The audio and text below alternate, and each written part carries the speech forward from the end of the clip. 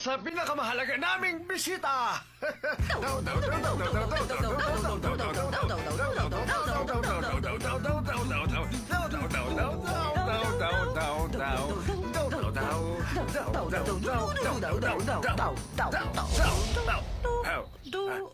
Yun ay para sa aming bisita.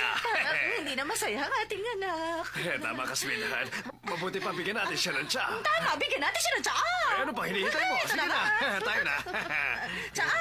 Master Damage, narito ang tsaa. Teka, teka. Nauubo ka. Etong Uminom ka prutas, muna. baka sakaling gusto mo kumain. Sariwa talaga ang makayan. Pakihawa ka sandali. Ito, Mr. Damings, narito ang aking calling card.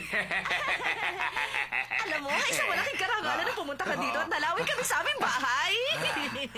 Mas malito sa aking fish pond, pero mukhang komportabling tirhan. Puro patay naman ang isda ninyo pala isdaan. Tumigil ka nga dyan, Sansay. Ay, baka naman swimming pool ang sinasabi mo at hindi fish pond, Master Ay, Dami. oo nga naman. Baka naman swimming pool lang yung sinasabi. O siya, sige na, maupo ka na. Nakakahiya naman sa'yo. Baka mangawit ka. O, uminom ka muna. At kung nagugutom ka, narito ang mga prutas, oh. Bibihira kasi ang ganitong okasyon, kaya kailangan natin samantalahin. Alam mo, Mr. Dao, sigurado akong anak ka talaga ni Dao Wingsheng. Kakaiba ka sa iba. Tingin ko sa'yo, mabait kang bata. At kitang-kita sa'yo mga mata, Mr. Dao. Isa ka nga ang tunay na marangal na tao. At talaga namang napakatalino. Tama ba nga ang sinabi? Huwag ka muna umalis. Pwede bang sabayan mo muna kami sa aming apunan? Sige na, huwag ka na umalis. Nasisiraan ba kayo? Bakit niya siya iniimbita? Kasi... Oo, tama. Bakit nga ba hapunan lang? Mas mabuti pa siguro dito na siya magpalipas ng gabi. Tama na nga yan. Hindi natin siya kilala. wala namang masama kung matutulog kayo sabay mamayang gabi. Itong bahay niyo masyadong maliit. Paano kayo nakakatagal? Paano kayo nakakatagal? Bakit ka ba nagpunta rito, ha? Balita ako may sakit ka kaya nagpunta ako. Tatanga-tanga lang ang nagkakasakit tuwing summer. Gusto mo bang sipain kita palabas ng bahay? Pasensya ka na, Master Daumensya. Hindi ko gaanong naturuan ng magandang asal ang aking anak na yan. Paano naman niya sasaktan ng isang tao na wala namang dahilan? Nahihiya ako sa inyo dahil hindi naman alam ng aking anak ang kanyang ginagawa. Sige, halika na, Mr. Daumensya. Nakahanda na ang ating hapunan. Sige na, maupo ka na. Huwag kang mahihiya sa amin, ha? Na, kawali ang pinukpok nyo. Aba, syempre, ano naman ang gusto mong gamitin ko? Pero mamantika yan. Isipin mo na lang na conditioner yan.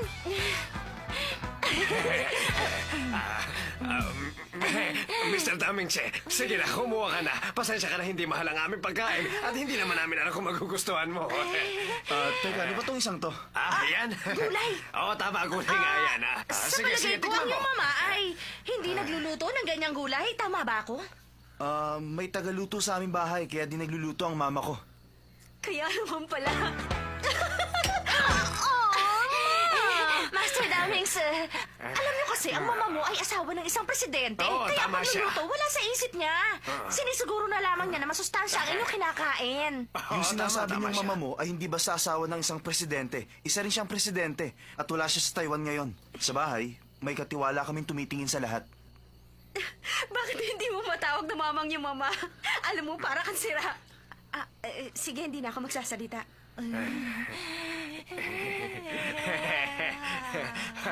Kailangan mo ba ng katulong sa inyong bahay? Alam mo kasi, sa panahon ngayon, mahirap ang buhay. Kumain na tayo. Sige, sige. Ang taon naman. Huwag ka maiiyak. Isipin mo, bahay mo rin ito.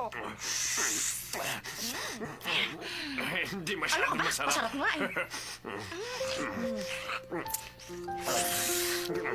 Sarap. Sige, kumain ka pa. Hindi naman pala gaano magasmang ang ugali niya. Kahit na nga ba nanggaling siya sa mayamang pamilya. Alam mo, masarap din naman ang murang pagkain. Salamat sa masarap na hapunan. Kahit na malit ang bahay na ito, Oo. kahit na mas malaki ang bathtub ko sa mesang ito, Tama sinabi kahit na mo. medyo kakaunti ang pinggan nyo kaysa sa amin, masarap naman ang pagkain. Salamat ulit. Tapos ka na ba? Teka lang, tapos ka na ba kumain? Opo, Kung ganun, nabusog ka ba? busog na nga. Aba, Oh, kumain ka ba? palang gumalang ang kumag na ito. Mabaitin pala. Tumabi ka nga dyan. Bakit ka ba bumapato sa babae? Tumigil ka nga! Yan naman ang gusto mo, di ba? Humanda ka sa parusa! Huwag kang maniwala sa kanya. Nagpapanggap lang siyang mabait. si Master Daumen, sir. Sanchay, ihatid mo naman siya sa labas. Ano ba talagang ipinunta mo? Nagpapanggap ka pang masarap yung pagkain.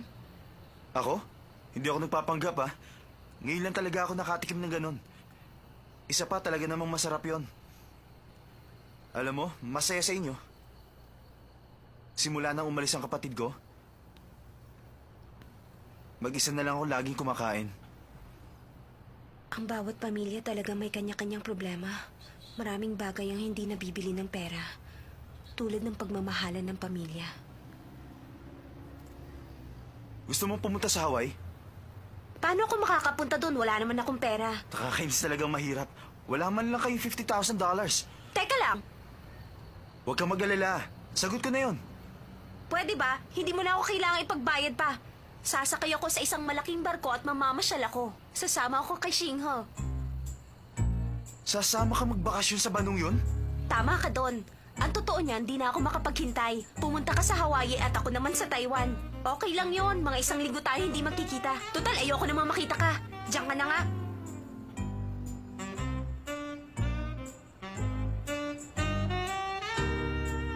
Pwede ba umuwi ka na?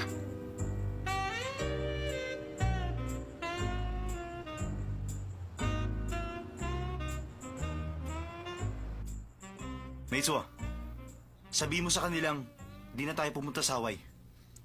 Ha? Pero bakit? Hindi ito magandang pagkakataon para pumunta sa Hawaii. Pabayaan nyo na lang yung iba.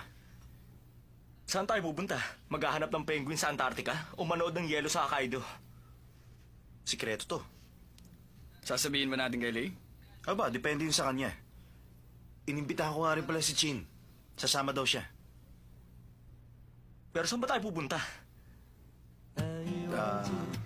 Dadalhin ko kayo sa isang kakaibang lugar. Wow! Ang ganda ng dagat! Ang daming seagulls doon! Ang ganda-ganda! Shensai, masaya ka ba? Masaya ako, syempre.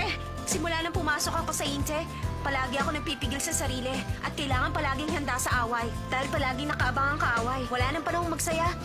Pero ngayon maganang pakiramdam ko.